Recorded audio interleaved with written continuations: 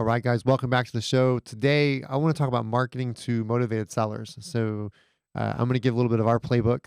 I'm not going to give all of it, but no, I'm going to give some of our playbook and some of the things that we like to do to market to motivated sellers because I think that, you know, obviously there's several different ways you can purchase. When we first started, Misty and I did not do marketing to buy properties. That's not what we did. We didn't do that till later. We were just doing, which is, a lot of what the show is based off of is we were doing a lot of just buying on the market, buying it for less, that kind of stuff. And then of course you hit a point where you're like, I'd like to do, other ways of doing things. And so Make your money work harder, yeah, go so further. and I think if you're going this route, you've got to set up a little bit of a marketing machine, so how do you find these deals? How do you do these things? So, one thing I like to explain is I call it the stack. And this is where I geek out the most because I spend a lot of time in our own brokerage working on what I call the stack and working on how to market to individuals, whatever we're marketing to. It could be, motivated sellers, could be, whatever it is, different clients. So you've got to stack it. So the first thing you got to do is you got to think, okay, what is, obviously where are my clients, and in this case, where are the motivated sellers? So, if you're driving through a neighborhood, what does a motivated seller look like?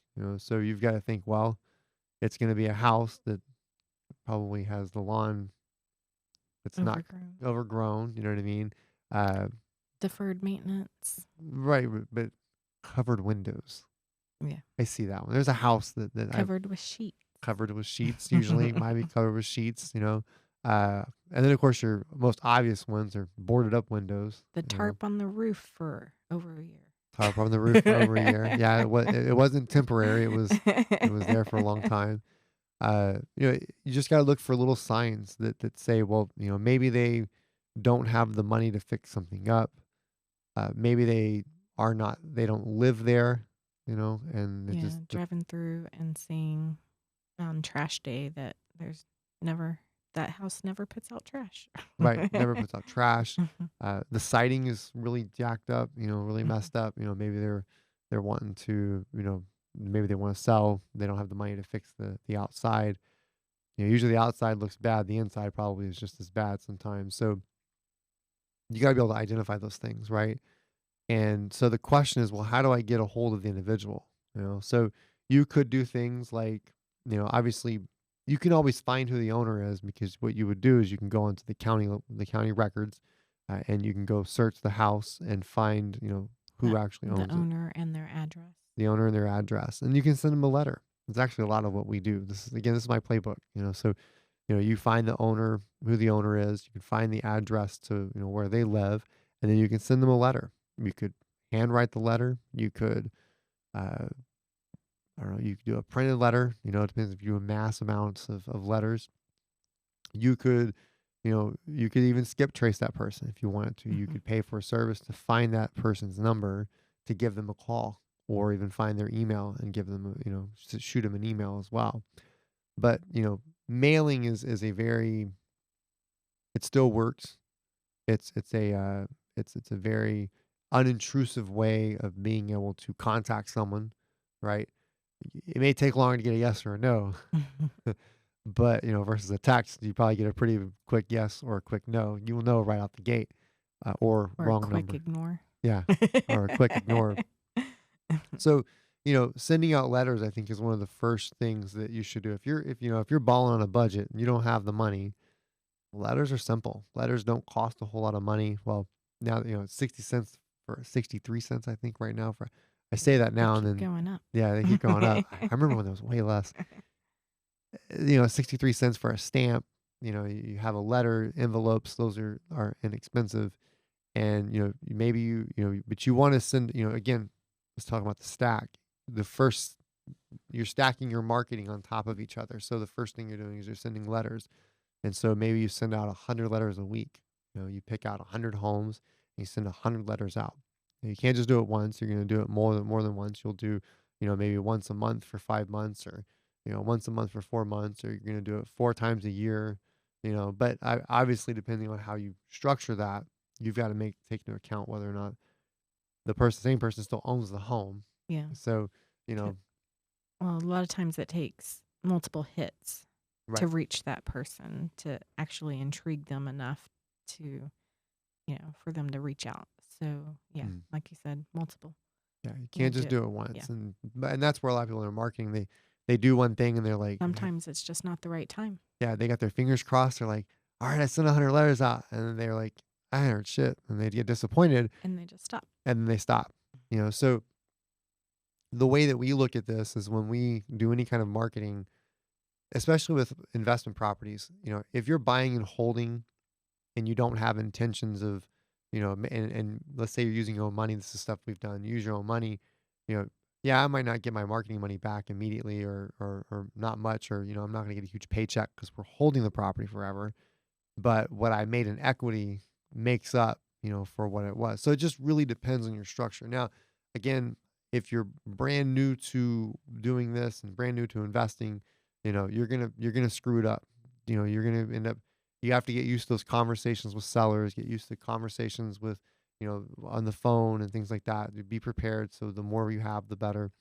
But the first step I think would be those mailers, right? So you're sending out your mailers. It could be postcards, could be handwritten letters. Those are always nice, or it could just be printed out letters. So that's the first part of your stack, right? After that, you could stack it and say, well, I'm going to send out some text messages. Maybe I'm going to reach out, or I'm going to do some calls, and then from there, you can start to be able to, you know, skip trace those individuals. There's softwares out there you can go and find their phone numbers. So now you're sending out letters and you're reaching out via text or email. So now that's the second half. So you stacked one on top of the other. So you've got your letters, you've got your texts and your emails, and then maybe after that you decide, well, I'm going to throw out some bandit signs. So obviously some people, you still see those we buy houses. We've done those. That's not our bread and butter. It's not our favorite thing to do, but we have done those before. And so again, just because I don't do it as much doesn't mean that you can't do it. You might enjoy it. You might be like, I love bandit signs. So it really just depends. So you have bandit signs and you can throw your sign out there, and that sign, could say, hey, we buy houses or whatnot, and then of course, so now you have three pieces of marketing that you're working with to do it. And again, this can turn into a full-time job. So I don't want you to hear this and be like, oh yeah, I'm going to throw out some signs and throw out some text messages and get some, and then that's it. Like, you have to do The this key is consistently. consistent. Yep, Yes. consistency. Take it out. That's it. She's taking it right out of the words right out of my mouth. Yeah. You got to be consistent. So again, we're building a marketing machine. We're not just building a one hit wonder and you're Yeah, it's not done. a one and done. It doesn't work like that, because just because someone raises their hand doesn't mean it's going to work. You've got to have those conversations. So, first part of your stack was letters. Your second one was maybe, reaching out to their phone number. Your third one was the bandit sign. So now you have these three things working for you consistently, and then your fourth thing could be website. And again, the order in which you do this is up to you. This is not me. I'm just sharing the stack, like how you should stack one thing on top of the other. So now you've got, the fourth layer of everything is now going to be maybe your website, and you're driving traffic to it. So you're saying, you know what, I'm going to use AdWords to drive traffic. I can tell you right now, AdWords is expensive, and I don't mean that like don't do it. Just know that if you go that route, you'll be, you need to have some money in your pocket, because there's a lot of guys that with deep pockets that are playing that game. So if you go with AdWords, AdWords works as well. You could do And tighten Facebook. up your search. Yeah, tighten up your search as Mm. well. So, but you're stacking it. And so again, me talking about this here in this episode is not saying, hey, you need to do it exactly like this every single time. It's me explaining what I explain to a lot of our agents when they're learning marketing, is to layer your marketing. Don't just say, I'm just going to do this and then that's it. You need to hit from different angles. You need to slowly build up, and you need to go with what budget you have. So uh, I don't fully believe in marketing budgets, but I also believe that if you don't have the funds, you need to do what can keep you afloat. So, for instance, if, let's say, it costs you $100, this is not a real thing, but let's say it costs you $100 to buy a house, or to get a seller to raise their hand and get a house under contract and then be able to purchase it, right, through your marketing. I don't want to budget for that. I'm going to do $100 as much as I possibly can. I'll spend, because it's all it's so. low that there's no need of having a budget's crazy. You're making $100 is getting you thousands of dollars worth of, you know, you're making so much more money. So, but if you don't have thousands of dollars to spend, start with letters. Start with just basic letters, 100 letters a week. Keep it consistent. Stick with the list. As the list comes through, as you start to, as you start getting return mail, check off those that are returned, and then don't send to those people again, and then keep your list going. You know, and then make it as personal. Make your letters personal. You know, uh, eh, mail is not a dead thing. So I Hmm. think it's a great way to start when you're doing things that are cheap. And then of course you can start doing things. Another cheap thing is text messages and stuff like that. Those are cheap as well. Yeah. And then skip tracing isn't super expensive. And then you slowly scale up. But everything you do when you market should be built upon itself. So you don't add the next piece unless you can actually afford to add the next piece. So when you can afford to add the next piece, so let's say you do letters to start, you build you get a house, you fix it, you flip it, you sell it. Okay, cool. Now you got money for not just letters, but maybe you can start doing something else. Maybe we go buy bandit signs. Maybe we go and start doing text messages. You're letting it fund itself. What a lot of people do is they'll go, oh, I got $5,000. I'm gonna go do this, this, and that, and then they blow through the entire thing. But if you can take that 5,000, you spread it out over 5 months. So well, that's $1,000 a month that I'm going to spend, and I'm going to allocate 500 to this, 200 to this, 500 to letters, 200 to this, 200 to that. It makes it easier because when you market, you've got to be able to spread that thing out. So it just can't be a whole heck of a, one shot. So And would you recommend letting your friends and family members know what you're after, what you're oh yeah, looking to that's do? that's free. That's free marketing Hmm. right there. How many times have you heard of your friend having a family member that needed to sell their house and, they're just underwater with it and, they had to walk away or an investor came and bought it from them or something. And you're like, why didn't you get me involved? So I think that also comes to another mindset where not every house should sell on the market. Hmm. And so if your friends know, which is social media, by the way, guys, Yep. you can actually document your process. I'm not is you can use social media to document your process, show what you're doing, and you're telling your entire sphere of influence, everybody that actually, hey, this is how this is what I do. Hmm. And they're like, oh, you do that? Oh man, you know what? Maybe you can help me with this. Because ultimately, if you think when you go through this, you should be helping someone Yep. out. Now you're going to make a lot more money than someone else, that doesn't know what they don't know what they don't know. Yeah. They're selling it, but It should you be know, beneficial for all parties. right. It should be for all parties. So yeah, so definitely friends and family. You can pay them too. You can Yep. give them a referral fee. Hmm. Some people call it a bird dog fee. They're like, they call it if you see something, let me know. If I buy it, I'll pay you. And with that, guys, if you have referrals, man, take care of them. Hmm. You know, take care of them. I had someone the other day tell me that they're like, what do I give if you close them? Man, we'll take care of you. You gotta take care of somebody. So because otherwise they're not gonna send you anything your way. Yep. So but if you've got someone who sends something your way and you're able to make something out of it, take care of them. There's nothing wrong with that.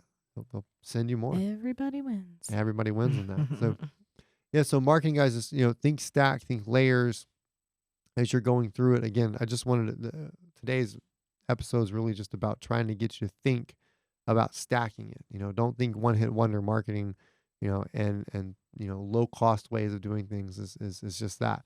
There's tons of other things you can do too. You can wear shirts that say, we buy houses. You could do, all sorts of little creative stuff, but you gotta get creative with it, and the one thing I will say just over my many years of running a business, building, and having to build from scratch and bootstrap is, you got to get creative. You don't do that, you just, man, you'll burn a lot of money. Hmm. I can tell you, I'm sure Misty can tell you, I have I've spent enough money in Facebook ads to buy a house, and I've, same thing with Google ads. Like there's enough. education there. You're gonna learn either through paying someone to teach you or paying yourself Yep. to screw it up. So yeah, Misty's has this look on her face like she's just looking down, going, "Man, yeah, he's really spent too much on some of that stuff." So Speaking from speaking experience. from experience, but so when I see these Facebook gurus, I'm like, I've done this and that. I'm like, I've paid for my experience, some of it unwillingly. So, and a good amount of it. So, guys, stack your marketing together.